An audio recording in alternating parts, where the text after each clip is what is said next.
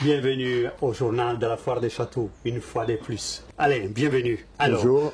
Avec toi, on va parler des porcelaines, on va parler de plein de choses.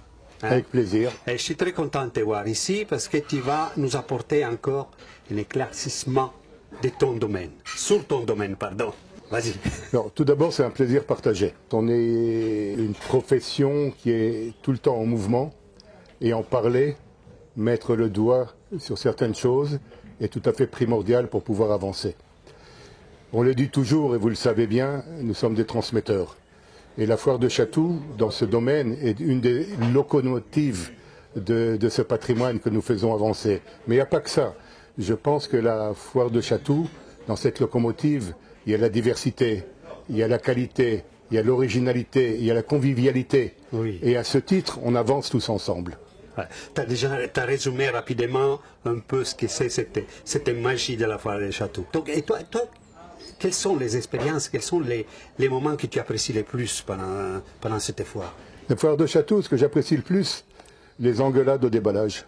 Ah oui. Chacun veut passer avec son camion, c'est fabuleux, on voit ça que ici. Et comment tu es arrivé justement à ce métier? En fait, j'étais étudiant et il fallait vivre aussi.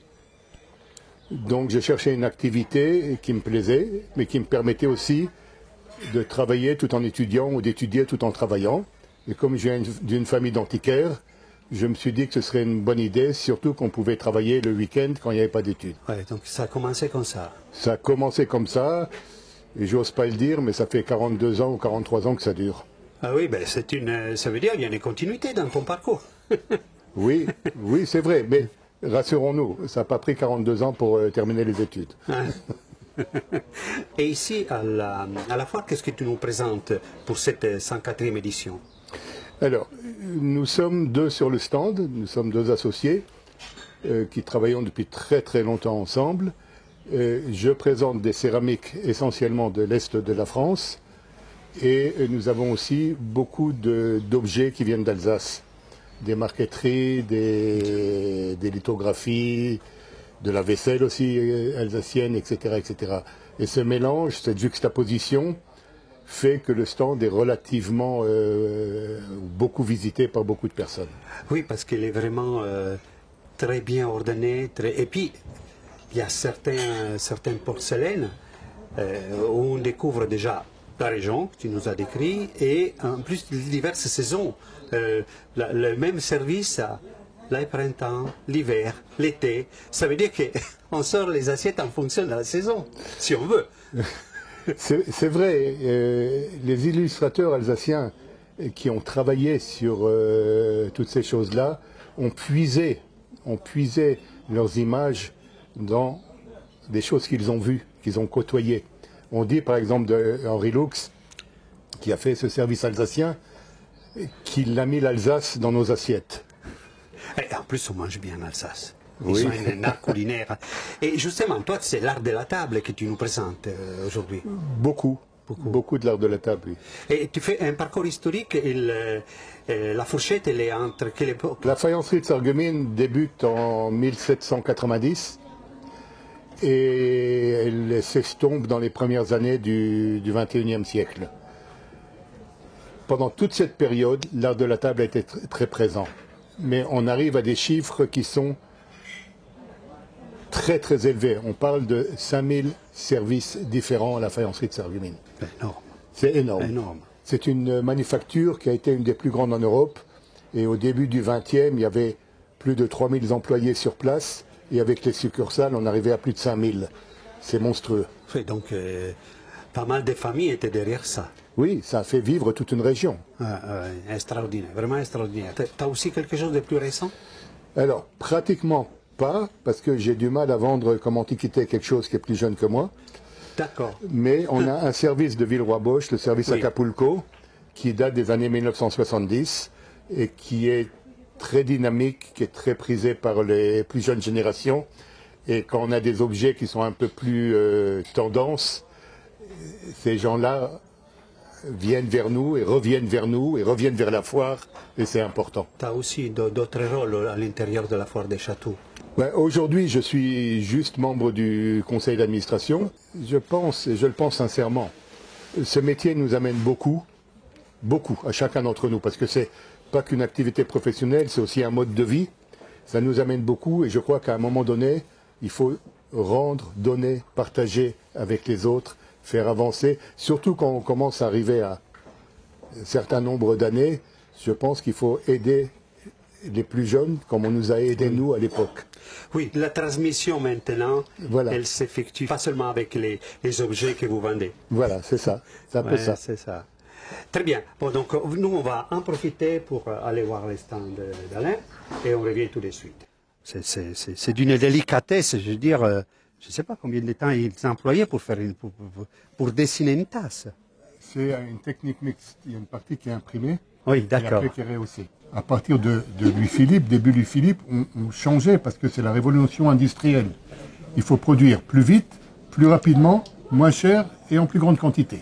Dans ce travail-là, chaque ouvrier a un tout petit rôle. C'est une tasse qui a 1 siècle et demi. Ah ben oui, non, elle n'est pas vieille. Non, elle n'est pas vieille. Un siècle et demi. Et par contre, celle-ci, elle est plus récente et tu me disais, c'est de quelle auteur? Alors là, on est en 1970. Oui. C'est un décor mexicain.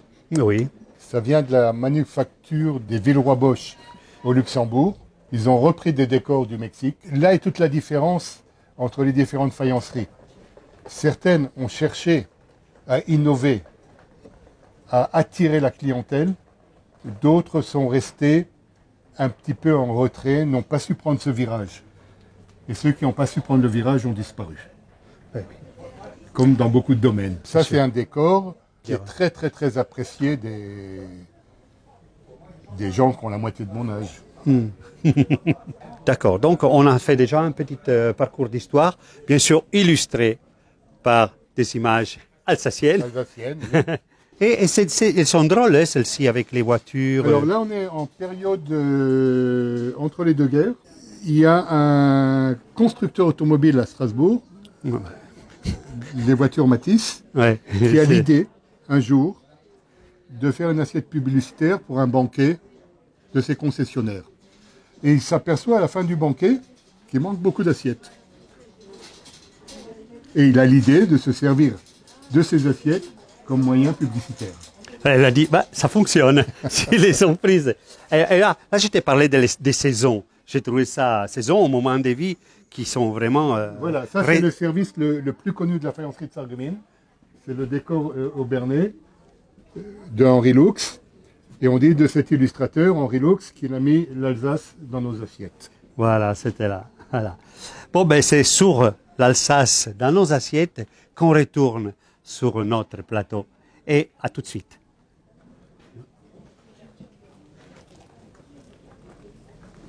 J'ai bien voyagé sur ton stand, j'ai découvert l'Alsace en partie, mais je n'ai pas pu goûter les plats alsaciens. Je voudrais parler de tes ouvrages.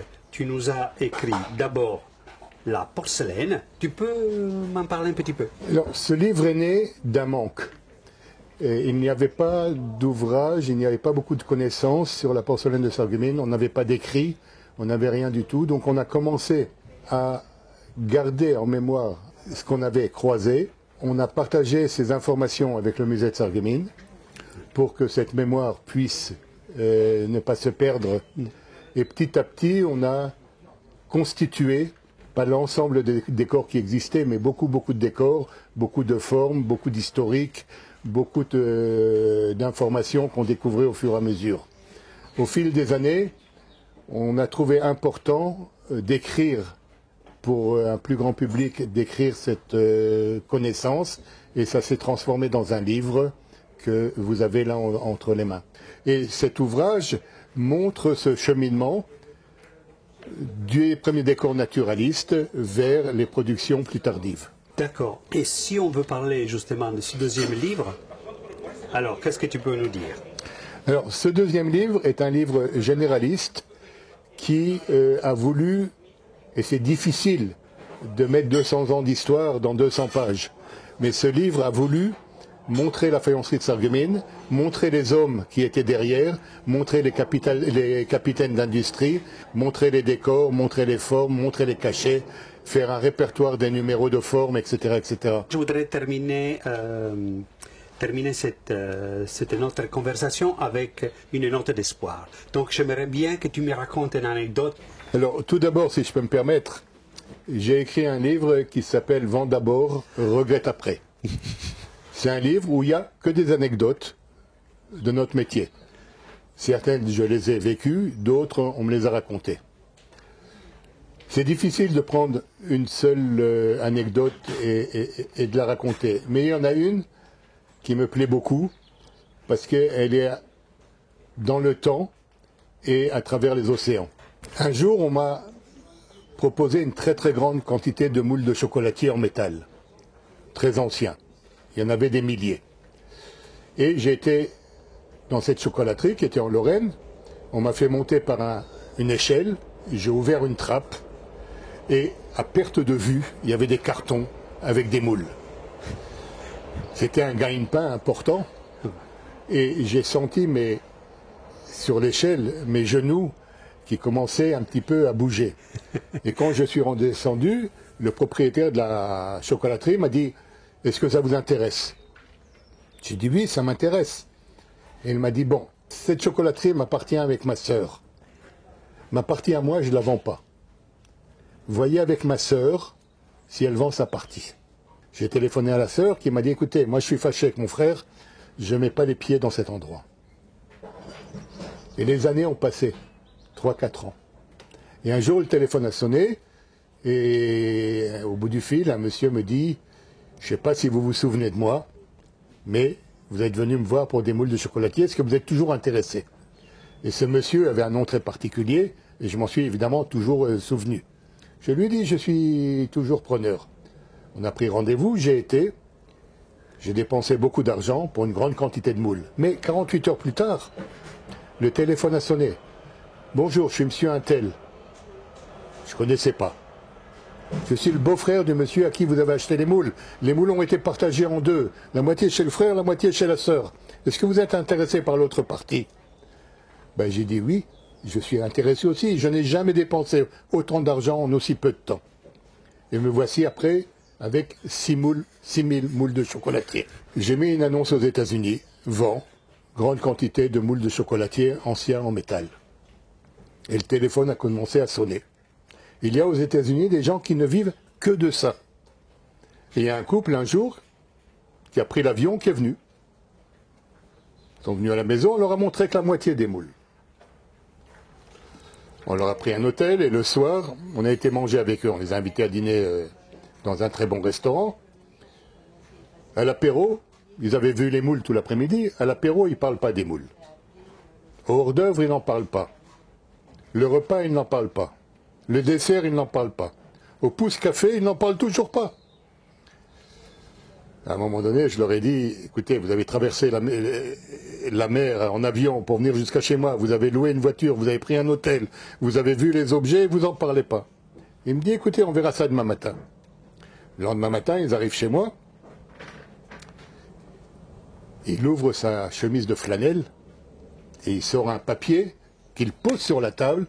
Il me dit, où est-ce que je peux trouver ça? Ça, c'était la bouteille de vin, l'étiquette de la bouteille de vin qu'on avait vue la veille. Je lui ai dit, écoutez, la cave se trouve à quelques kilomètres de chez moi, je voulais vous faire goûter un vin de chez nous. Il me dit, c'est bon. Et là, en quelques minutes, la vente s'est effectuée.